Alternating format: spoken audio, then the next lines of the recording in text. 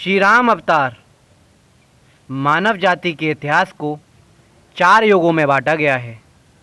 पहला सतयुग, दूसरा त्रेता युग, तीसरा द्वापर युग और चौथा कलयुग। आजकल कलयुग चल रहा है। त्रेता युग की बात है। सरयू नदी के पावन तट पर एक सुंदर नगरी थी। उसका नाम था अयोध्या। श्री दशरथ अयोध्या के राजा थे।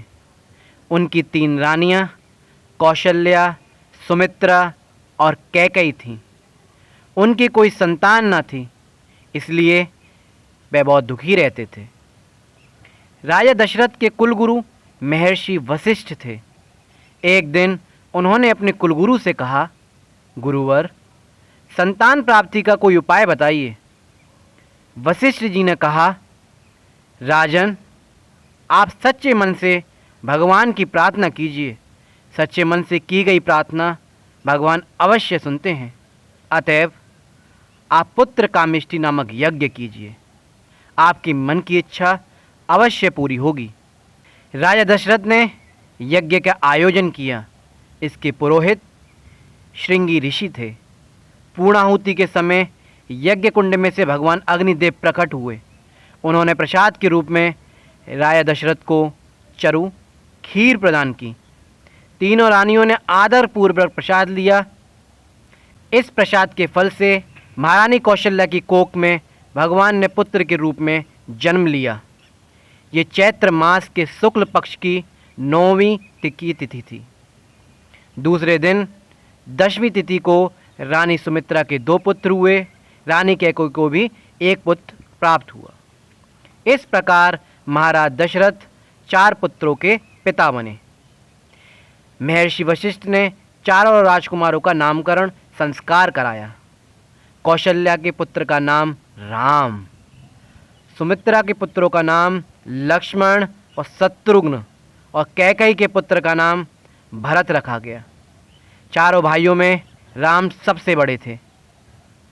वे अपनों से बड़ों का आदर करते थे तथा छोटों को प्यार। राम के साथ लक्ष्मण तथा भरत के साथ शत्रुघ्न की जोड़ी प्रसिद्ध हुई। चारों भाई सूर्य के उदय होने से पूर्व ही जग जाते थे।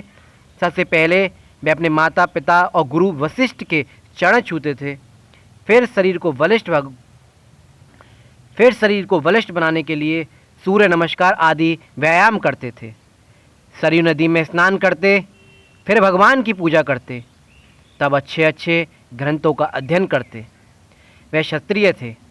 क्षत्रियों का प्रमुख कार्य दुष्टों की समाज की रक्षा करना होता है। अतः वे प्रतिदिन घोड़ों पर सवार होकर जंगलों में जाते तथा वहाँ धनुष, बाण एवं तलवार आदि शस्त्र चलाने का अभ्यास करते थे। कभी कभी वे हिंसक पशुओं को आखेट भी करते थे। राम में अनेक गुण थे, जैसे दीन दुखियों को दया करना, अपने से बड़ों का आदर करना, सत्य बोलना। उनका स्वभाव बहुत ही मृदुल था, इसलिए अयोध्या नगर के निवासी उनको बहुत प्यार करते थे।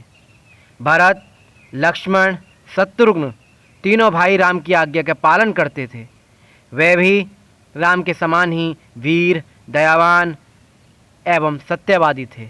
बोलिए सियावर रामचंद्र की जय, पवन सुत हनुमान की जय।